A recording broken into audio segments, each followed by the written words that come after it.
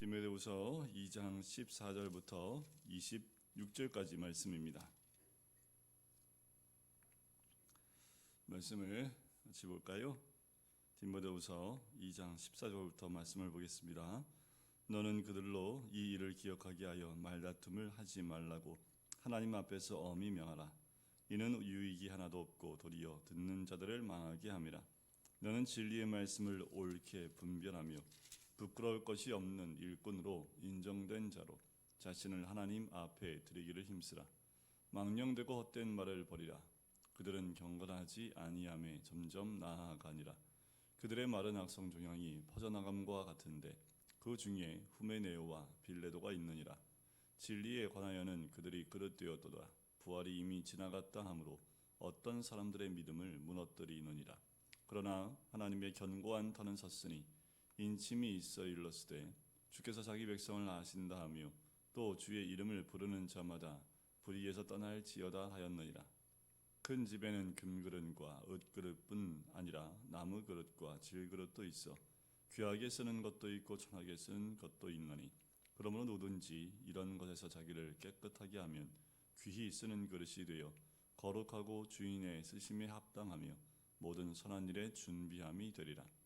또한 너는 청년의 정욕을 피하고 주를 깨끗한 마음으로 부르는 자들과 함께 의와 믿음과 사랑과 화평을 따르라.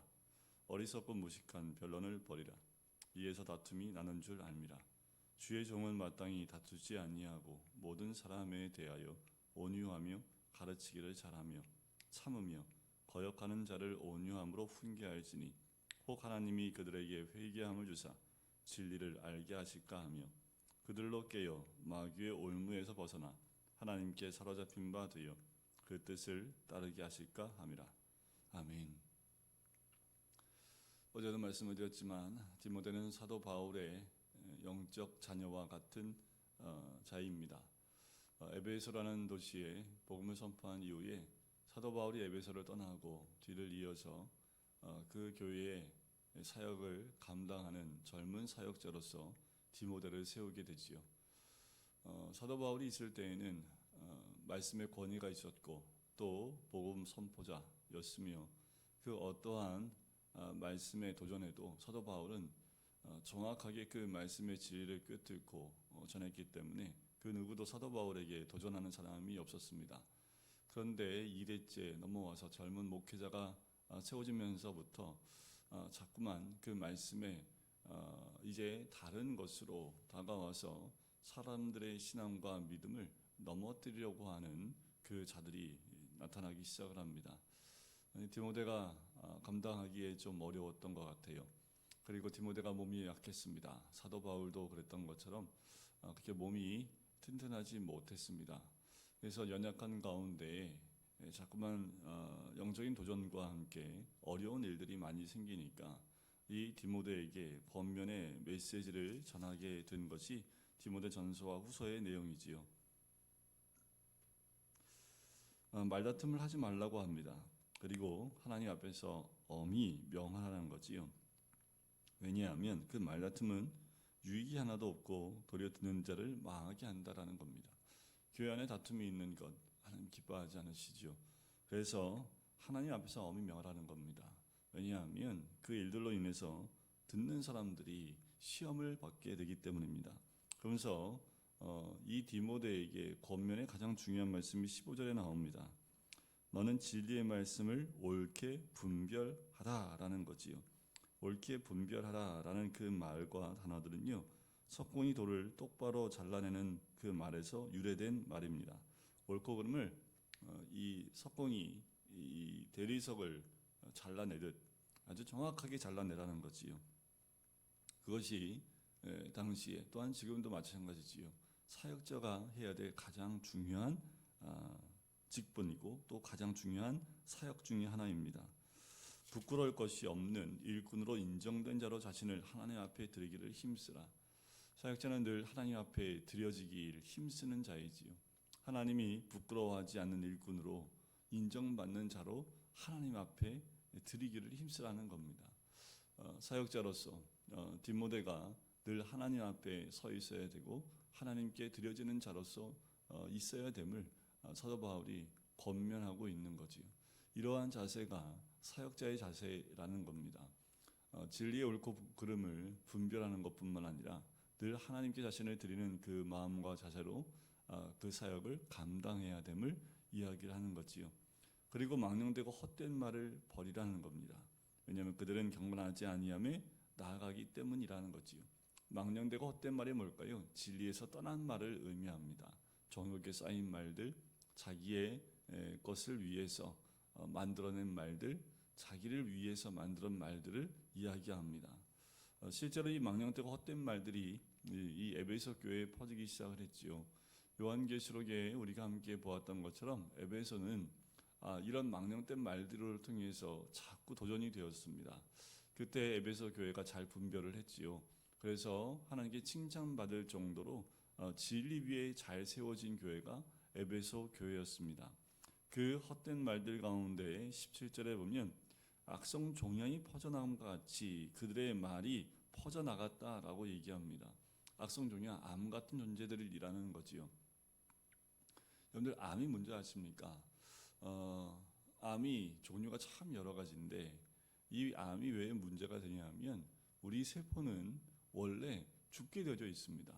그래서 세포 안에 핵이 있는데 세포가 죽고 핵이 분열되면서 옆에 있는 세포에게 에너지를 줘요.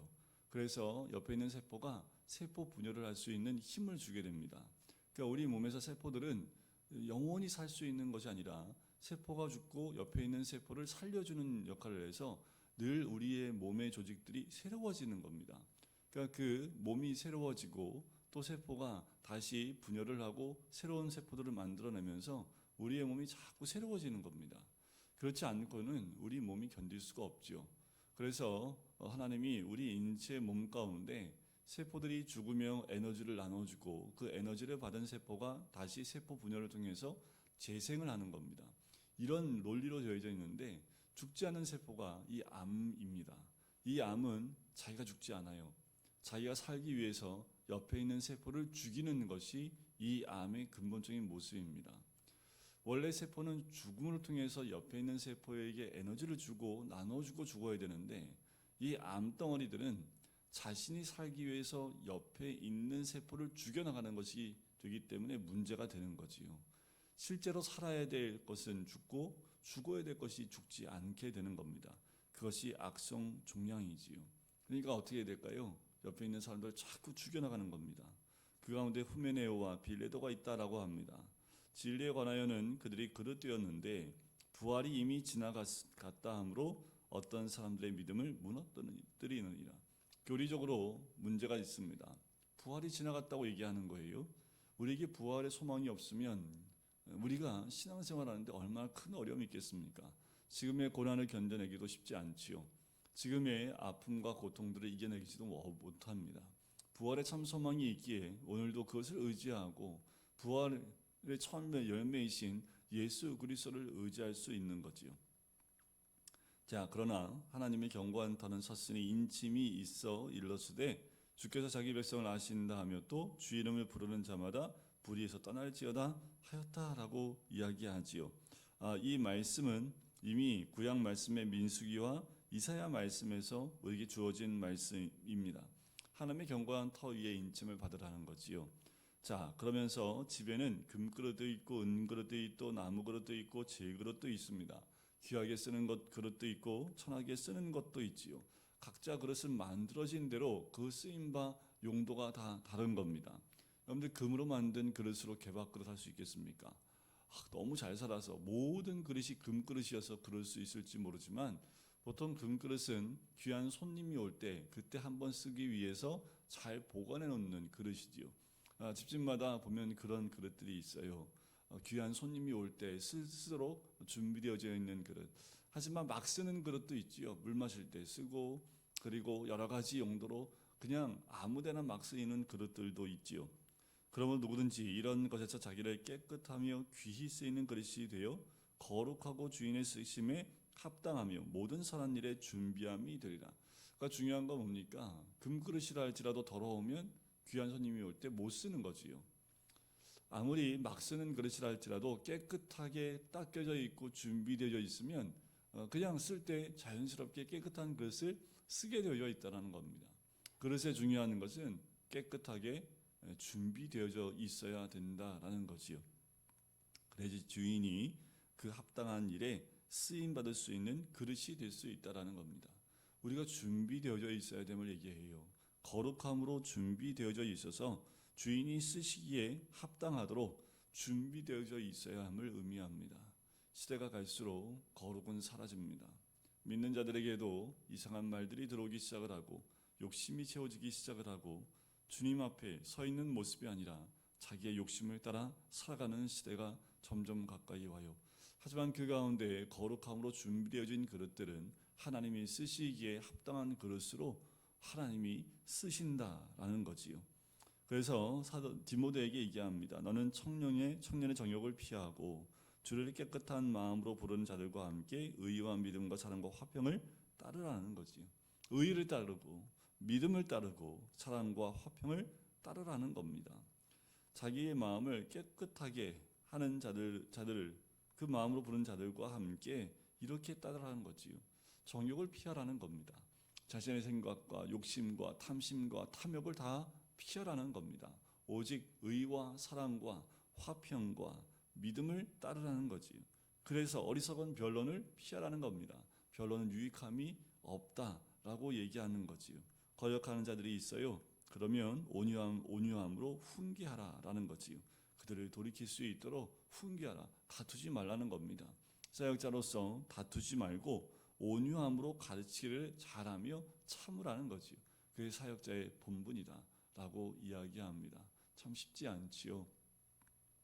그래서 이 마지막 이 디모데에게 항상 해야 될 것은 진리를 알게 하실까 하며 자신을 통해서 사역자를 통해서 그 진리를 깨닫고 주께로 돌아오게 할 것이다 라고 이야기하는 거지요. 젊은 디모데에게 사역지를 맡기고 여러 가지 도전과 어려움 가운데 있는 디모데에게 사역자로서의 권면을 하며 또 무식한 변론 가운데 있는 그 악한 그 자들 이단과 같이 악성 종양과 같은 자들은 대적하고 그들을 물리쳐야 되지만 사역자로서 또 한 사람 한 사람 영혼을 대할 때에는 겸손히 다투지 아니하고 진리를 가르치기 합당한 자로 서 있어야 됨을, 날마다 자신을 거룩함으로 채우고 또 준비된 자로 되어져 있을 때 하나님이 언제든지 쓸 수 있도록 준비되어야 됨을 이야기합니다. 오늘 하루도 이제 2021년도도 얼마 남지 않았습니다. 오늘 28일이니까요. 29, 30, 31, 3일 정도만 지나면 새해가 또 옵니다. 한 해 동안 이제 우리가 잘 주님께 쓰임 받은 줄 믿습니다. 이제 21년도를 잘 보내고 또 잘 돌아보고 또 돌이킬 건 돌이키고 새롭게 할 것은 새롭게 하고 깨끗하게 할 것은 깨끗하게 함으로 22년도를 받아들여야겠죠. 그래서 22년도에 우리 하나님께서 찾으시는 그릇들로 우리가 준비되어야 될 줄 믿습니다. 이제 22년도에 하나님이 이 땅을 어떻게 인도하실지, 이 코로나에서 어떻게 이제 벗어날 수 있을지, 이제 새롭게 시작되어지는 새해에는 하나님의 계획하심이 우리의 삶 가운데, 공동체 가운데, 교회 가운데 이루어지는 하나님의 은혜가 있을 줄 믿습니다. 기도하겠습니다. 살아주님 감사합니다. 하나님, 오늘도 주의 말씀의 은혜 가운데 하루를 시작할 수 있게 주심을 감사합니다. 깨끗하게 거룩하게 아버지 씻김바 되어진 그릇처럼 준비되어져 주님이 언제든지 부르실 때에 감사함으로 주님 앞에 나갈 수 있는 주의 백성 될 수 있도록 축복하여 주시옵소서. 감사드리며 예수 그리스도의 이름으로 기도드립니다. 아멘.